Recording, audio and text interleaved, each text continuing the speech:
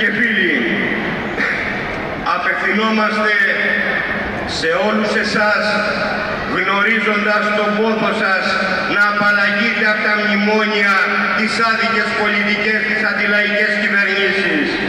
Νιώθουμε την αγωνία για το αύριο, για τα παιδιά σας, για να ζήσει ο καθένας και η καθεμιά καλύτερες στιγμές. Έχουμε εμπιστοσύνη στο λαό και στη δύναμή του. Ο λαός έχει τη δύναμη και την ευθύνη να μην είναι παθητικός ή εξαπατημένος θεατής των αντιλαϊκών επιθέσεων από τις κυβερνήσεις της Ευρωπαϊκής Ένωσης του κεφαλαίου. Μπορεί να βγάλει συμπεράσματα, να μην επιτρέψει την επανάληψη του αντιλαϊκού δικομματικού παρελθόντος. Χρειάζεται γι' αυτό δυνατό κουκουέ παντού, γιατί αποτελεί τον μοναδικό πραγματικό αντίπαλο στα μονοπόλια και την εξουσία του, την Ευρωπαϊκή Ένωση των Μνημονίων Διαρκείας, τις αντιλαϊκές κυβερνήσεις. Κυβέρνηση θα υπάρξει μετά τις εκλογές. Άλλωστε υπάρχουν αρκετοί πρόθυμοι κόμματα και σχήματα μιας κρίσης να συνδράμουν σε αυτό. Για το λαό αυτό που μετράει όμως είναι να υπάρχει δυνατό ΚΚΕ για να είναι ο ίδιος ο λαός δυνατός. Γνωρίσατε το Κομμουνιστικό Κόμμα Ελλάδας ως σταθερή, αλήγιστη δύναμη σε κάθε αντεργατική αντιλαϊκή επίθεση.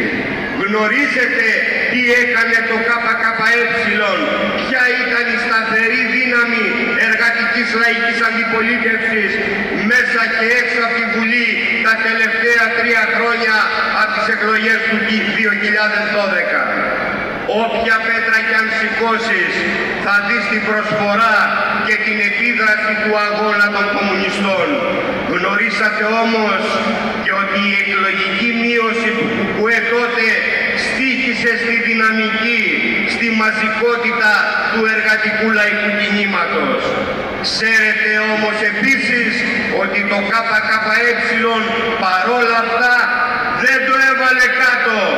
Στήριξε μισθωτούς, εργάτες, αγρότες, αυτοαπασχολούμενους, συνταξιούχους, μαθητές, φοιτητές, σπουδαστές για το δικαίωμα στην παιδεία, στην υγεία, στην ασφάλιση, στη σύνταξη, για την προστασία του εισοδήματος, της κατοικίας, της επαγγελματικής στέγης των αυτοαπασχολουμένων, των αγροτών, από τα τοκογλυφικά δάνεια, από τους αβάστακτους φόρους.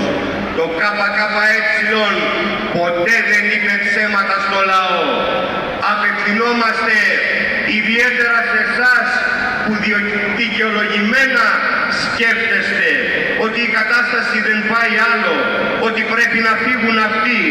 Στο πρόσωπο της σημερινής κυβέρνησης πρέπει να απορριφθεί όμως και η στρατηγική της Ευρωπαϊκής Ένωσης και του κεφαλαίου και όχι να αναθέσουμε σε κάποια άλλη κυβέρνηση να εφαρμόσει την ίδια στρατηγική με κάποιες ανούσιες για το λαό παραλλαγές.